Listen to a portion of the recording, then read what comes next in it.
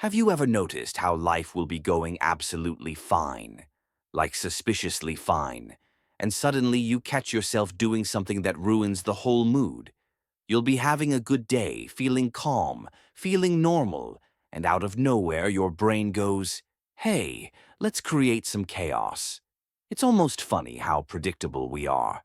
One tiny thought, one moment of fear, one whisper of doubt, and boom, we hit the self-destruct button without even realizing it.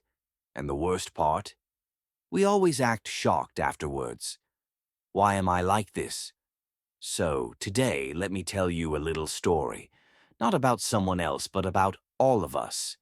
Because even if we pretend we have our life together, deep down, we all have that one inner villain who loves messing with our peace. Imagine your life as a quiet room. Everything is calm, the light is soft, your mind is finally resting.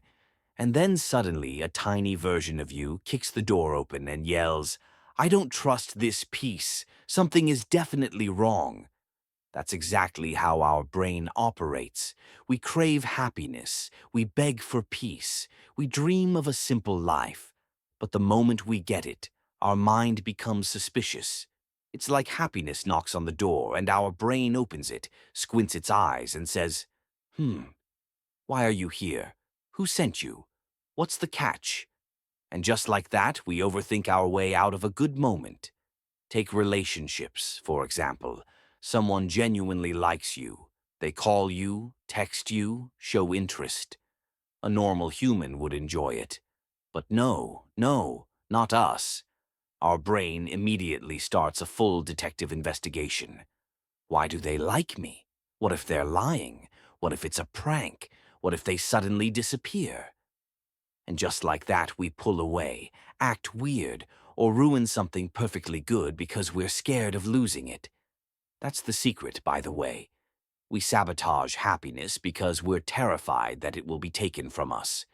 So we leave before anyone can leave us. We quit before we can fail. We shut the door before someone else can hurt us. And then we sit there like, why is my life like this? But fear isn't the only reason. Sometimes peace feels uncomfortable. If you grew up surrounded by stress or chaos, happiness feels unfamiliar, like wearing new shoes that haven't been broken in yet. It looks nice but feels strange, and the brain loves familiarity. It loves what it already knows, even if what it knows is stressful.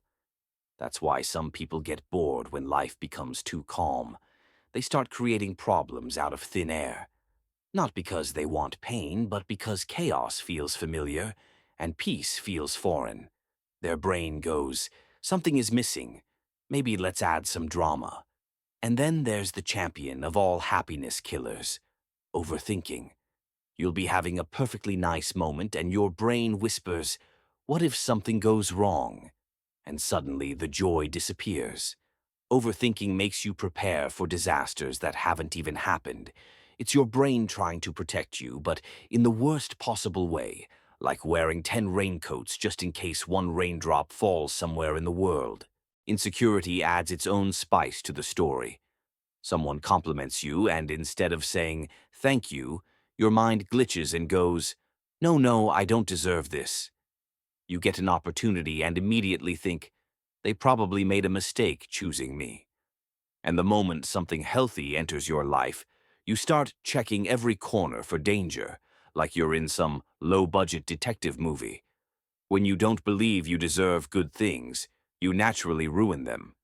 Not because you want to, but because you assume good things don't last for you. And yes, let's talk about ego for a second.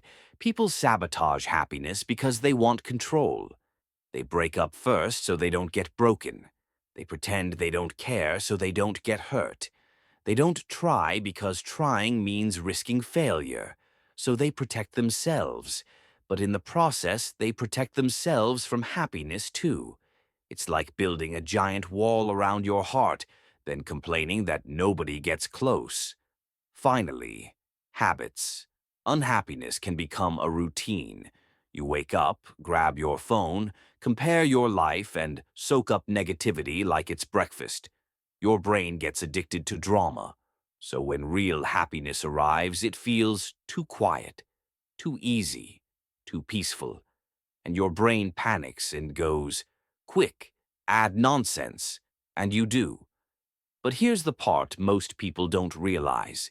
If we can sabotage our happiness out of habit, we can also protect it out of habit. Slowly, gently, one moment at a time. Every time you pause and go, "Wait, I'm overthinking again," you break the pattern. Every time you choose to believe something good is allowed to stay, you teach your brain that happiness is safe. Peace is allowed. Good things aren't traps. The truth is, happiness isn't something that magically appears. It's something you allow. You're allowed to be happy without apologizing.